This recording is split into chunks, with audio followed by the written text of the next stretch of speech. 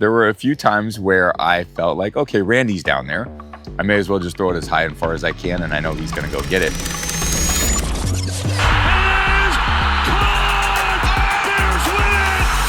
Made a little noise last week on the broadcast talking about the wind. Is that just like your weird brain? You didn't think it was any big deal, and then people were interested?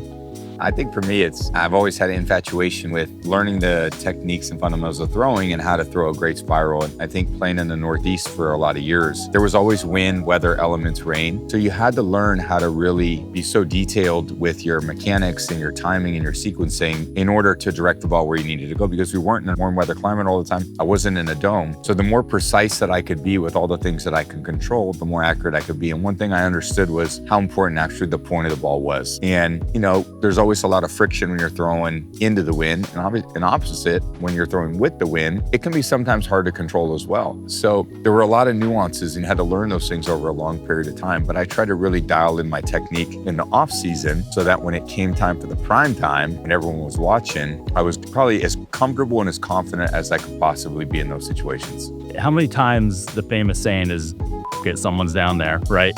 How often was that the case for you on some of the best throws of what people might think are the best throws of your career? So I hope that I made throws that weren't in that category, because that would mean I was a degree of hope. That wasn't the play call? No, that's definitely not the way that it worked. Although there were a few times where I felt like, okay, Randy's down there. I may as well just throw it as high and far as I can, and I know he's going to go get it. That is a lot of trust. And that's a lot of real confidence in who you're throwing the ball to against the people that are trying to defend them. But that wasn't my ideal throwing thought, that's for sure. Okay, so you're going to walk us through these 10 throws. Let us know which ones might be in that category, which ones might be just masterclass coming off the hands of these quarterbacks. Before we start, best throw of your career? It's hard to say. I would say Brady to Mike Evans against the Rams, 2021 playoffs. We're down multiple scores, about 4 or 5 minutes left in the game. It was a go route on Jalen Ramsey. I threw over the top of Jalen to Mike, perfectly in stride for a walk-in touchdown. It was a perfect spiral. The trajectory was perfect. The spin rate was perfect. The ball just pierced through the air. And I could tell as soon as I let it go that it was going to be a perfect throw. You take 5 seconds after that throw jogging down the field and think, damn, that was sick. No, I didn't spend more than about a half a second saying, all right, good, we're back in it. But reflecting back believe me, is a lot more fun now that I'm not in the moment. And I can enjoy some of the things that I did halfway decent over the course of my career. First clip here. We got CJ Stroud. Yeah, first clip, CJ Stroud playing the Niners. Looks like a third down play. Niners are in kind of a blitz front, which automatically kind of cues the quarterback into, all right, with pressure, I'm thinking I want to look for my first open inside route. Usually the best places to throw when they're blitzing is on the inside because there's not as much help. The receiver ends up getting a step on the 49ers safety, Jair Brown. And what I like is CJ puts his left foot, so his footwork's a little bit off, but just as he's delivering the ball, he replants his left foot perfectly out in front of the receiver, adjusts his arm angle around the defensive tackle, and throws the ball with the pace it's needed in order for the DB not to undercut the ball. All those things are very difficult to do. A, the drop. B, replanting his lead foot. And you can't release the ball until your front foot hits the ground. As soon as CJ's front foot hits the ground, he is about 0.2 seconds before the ball comes out of his hands. Because he's a very fast-twitched player, that ball pops out of his hands, he drives it into the defense perfectly in stride, and he leaves the 49ers player in the dust. Next up, I got Baker Mayfield against the Niners. Bucks are up a point. Looks like Baker pumps to the right, so he's a little indecisive in terms of where he wants to throw. So he pumps right, steps up in the pocket, and what Baker has always had and always done a great job of, he's very sneaky athletic in the pocket. He's got a ton of explosive power in his lower body. So very few QBs can look all the way to the right side of the field, then come back to the left side of the field, and then he throws a post route, which is really interesting because the ball never exits the screen on the film, which tells me the throw's a little flatter. The flatter the throw, sometimes the harder it is to catch. It's almost like when you shoot a jump shot and you have a really flat jump shot, the angle of the throw comes in at a trajectory that doesn't allow sometimes the receiver to run underneath it. If you throw a flat deep ball, it needs to be perfectly thrown. So what I like about this throw is Baker doesn't want the ball in the air very long, so he flattens the throw out. It doesn't leave the screen, and then Tez Johnson stretches out and catches the back half of the ball before he ends up falling into the end zone. A ridiculous throw, an even better catch. Shout out film guy, right, for keeping that camera steady, not letting the ball get out of there. It's always pretty amazing how the camera guys can track the ball in the air looking through this little window. They are so talented. They bring these games to life. So they're a lot of times the unsung hero of the broadcast. They do some incredible work. All right, the next one is one of my personal favorites. So Patriots going against the Bucs, two of my former teams. They motion Matt Collins across the field. The corner's over, so they know that it's man coverage. Drake May alerts the play, getting into a play designed to beat man coverage, which is double crossing routes. The Z, Matt Collins, that's the name of his position, the Z. He's running a crossing route from the right side of the field to the left side of the field, and the X receiver was running from the left side of the field across to the right side of the field. Drake alerts the play. The run action fake is good play action because it gets all the Bucs up into the defense. Drake steps up in the pocket, but because he gets pressure off the right side of the screen, he's not really allowed to step into this throw because he would run his body into the defensive end. Instead, throws it slightly off balance and sticks his front foot basically to the left of his target, adjusts his arm angle as he's throwing, gets hit as he's throwing, and again, with enough pace and velocity that the defensive back from the Bucs tries to undercut it.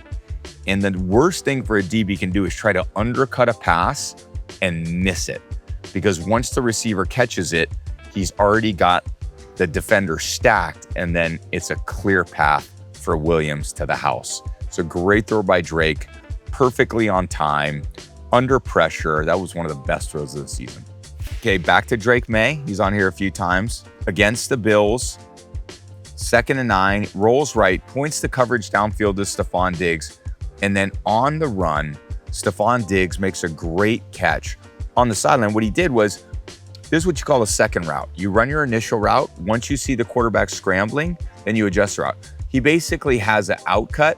When he breaks on the outcut, he realizes, oh, the ball's not in the air. He whirly birds around Tre'Davious White, runs for green grass, and then Drake and Stephon are on the same page knowing where that green grass is. Drake throws it to green grass, Stephon runs there, and then Stephon makes a great catch on the sideline, drags his feet, toe taps him, and then makes a huge gain against the Bills. On a throw like that, when you've got two guys, Drake and Stephon, moving borderline full speed, Yeah. how much of that is just feel and trust in the quarterback, knowing where he's throwing it in terms of leading the ball, versus is that something you practice, You don't practice these much. That's the hard part about these scrambles, because in practice, usually the plays don't break down because the scout team is not quite as athletic as the starting offense. So they don't get the type of pass rush. So these happen in the game. They're very unscripted, and they always kind of turn out a little bit different. It takes a lot of great decision-making from the quarterback outside the pocket because things are moving really fast. And because they're unstructured, a lot of times you only get one good look at it. The best guy I saw do it my entire career was Ben Roethlisberger. There's nobody that made more unstructured plays outside of the pocket, big plays, scramble plays to his receivers than Ben Roethlisberger. Ben was absolutely a magician back there. This is the kind of throw we can expect to see from Tom Brady in the Flag Football Classic. No.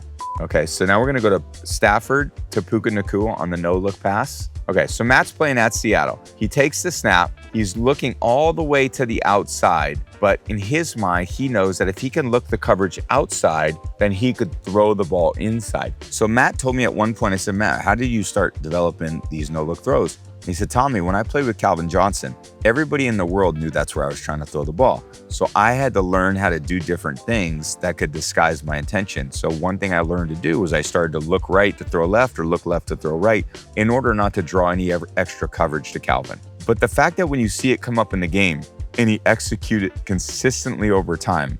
And the most ridiculous throw, the ballsiest throw I ever saw him make in the Super Bowl to Cooper Kupp on third down against the Bengals on a touchdown scoring drive in the fourth quarter, was one of the greatest throws in the history of the NFL.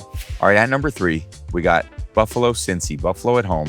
Buffalo's in the red zone. Josh gets the ball, gets flushed to his right. He's looking downfield. You always want guys to uncover, and they work hard to uncover because all these receivers know that Josh is going to hold on to the ball, especially on third down or fourth down because he's a playmaker. So the guys are working to break free. Josh stutter steps the D lineman, sprints to the sideline, then shuffles back. He's got guys bearing down on him. He drops his elbow down and throws an absolute piss missile to Shakir into double coverage. In the snow, I can't tell you how difficult this is with people tracking you down. And Josh has such a unique ability outside the pocket because of his athleticism, his arm angle, the strength of his arm, the timing and sequencing of his throwing mechanics to drive the ball regardless of these off-platform throws. Absolutely backbreaking for Cincy on this drive. It's talked about a lot in sports. Is there truth to the idea of this moment slowing down? You know, when Josh sees that window that doesn't even exist yet. Yeah.